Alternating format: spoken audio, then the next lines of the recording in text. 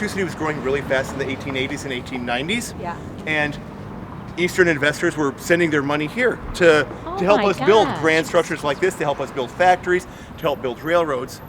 So it was the company was called the Boston Investment Company.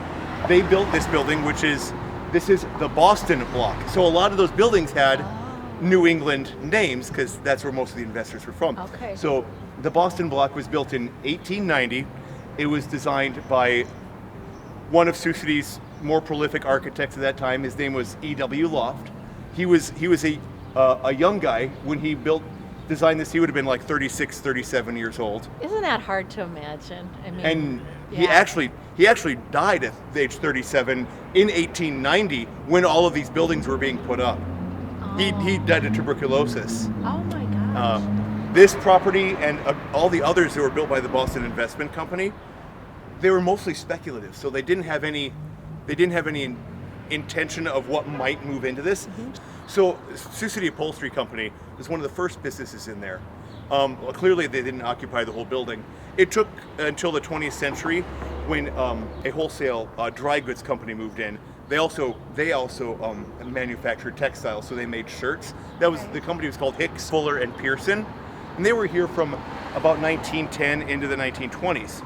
H.A. Baker, who had been a textile manufacturer here for many years, moved from a different location into this building in 1929. At the time, Aalfs Paint and Glass Company occupied this building. As time went along, H.A. Baker aged, and Neidert Aalfs took over H.A. Baker's textile. Then it was Aalfs Baker Company for quite some time until the 1940s. Then they dropped the Baker name, and then it was just Aalfs Manufacturing. Okay. And the Aalfs family can really be credited with starting the renaissance of this neighborhood. Yes, because right. They renovated this building in 1984, which was long before anything else, and it wasn't until 1995 that this area became a National Historic District. So, in Aalfs restoration of this building, where there are these big plate glass windows with the structural steel in between, that was all just brick. There's just a big brick wall with a door and Aalfs Manufacturing Company in like kind of ugly looking aluminum letters across the front of the building.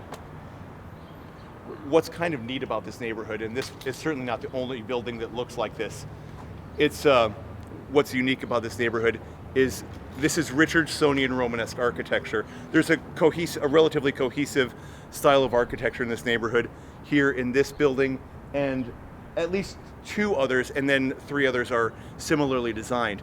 Now the Romanesque part of Richardsonian Romanesque makes sense, rounded Roman arches. So you get the rounded Roman arches. Sure. The H.H. Sullivan was a very prominent American architect on the same rank, arguably, as Frank Lloyd Wright or Louis Sullivan, but just a little bit earlier. He's one of the renowned American architects. He was trying to develop a uniquely American style of architecture. This particular building is built out of, they call it gray granite. It's really quartzite from up around the Sioux Falls area. Okay. And if I'm not mistaken, not to get too technical, that material weighs 175 pounds per cubic foot. So a cubic foot is that big. So you look at those stones up there, and they're 1.5 feet tall, probably 1 foot deep, 4 feet across.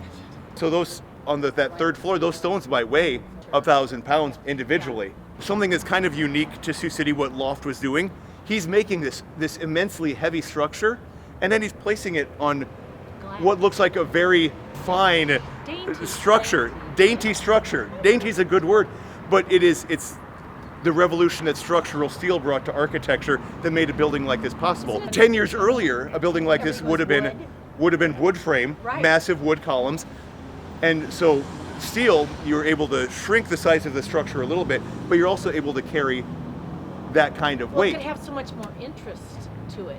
It does. If the stone came all the way to the ground, that probably wouldn't be so interesting. But this building was not alone. I mean, there's another similar example in the neighborhood of a massive stone structure above structural steel and plate glass windows. It's right down the street. And there were others in Sioux City too. Most of those happened to burn during the 1904 Pelletier fire. Right.